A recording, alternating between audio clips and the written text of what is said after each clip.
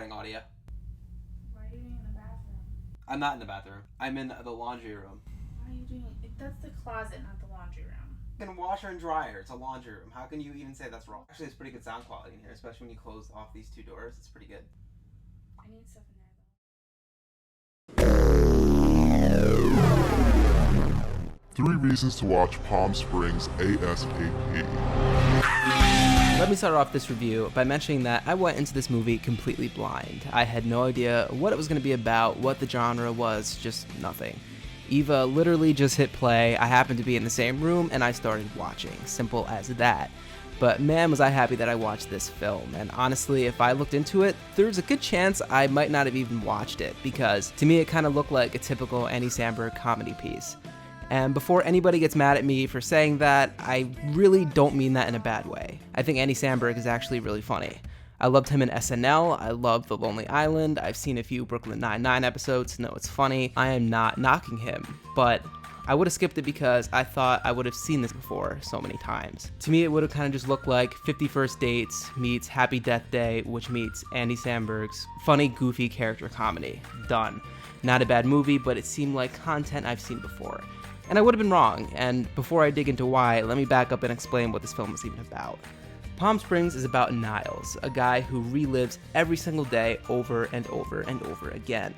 He attends the same Palm Springs wedding most days, drinks booze most days, talks to the same people most days. He is just trapped. One day, when he talks to Sarah, the maid of honor at the wedding, she ends up following him to a cave. The cave that unfortunately was the scientific anomaly that caused Niles to be trapped in an infinite loop to begin with.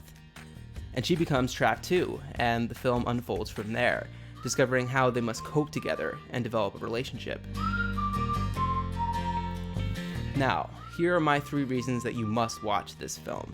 Number 1 is Andy Samberg. Andy Samberg is completely different in this movie than anything else I've ever seen him in. He actually has quite a few legitimately serious scenes in this film that he actually is extremely believable in. I felt for this character. He was trapped, accepting the fact that he was forced to relive the same day repeatedly.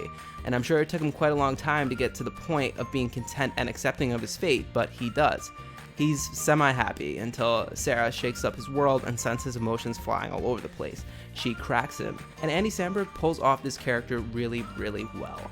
He's a big reason as to why this movie, with an over-the-top concept, feels both grounded and real. It doesn't hurt that you have Cristin Milioti as a second main character and J.K. Simmons as an excellent supporting character to mold this film together.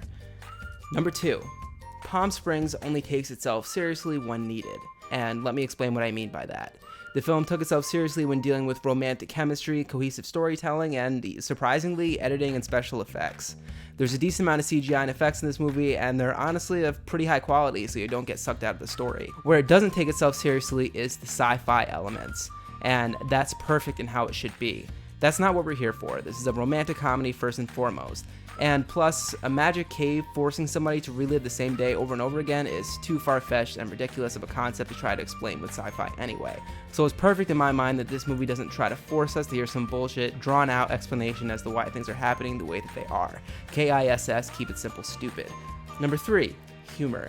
This is one of the funniest comedies I've seen in a long time. And I'll be honest, in the first 20 minutes, I didn't have a ton of hope for this movie. Again, seemed pretty typical, but as it unfolded and you uncover more about the characters, why they're there, and where they're heading, it just gets funnier and funnier. There really wasn't an extended period of time in this film where I wasn't actually laughing my ass off. And that concludes my short list, but what else do you need to know? Do yourself a favor and check this one out on Hulu.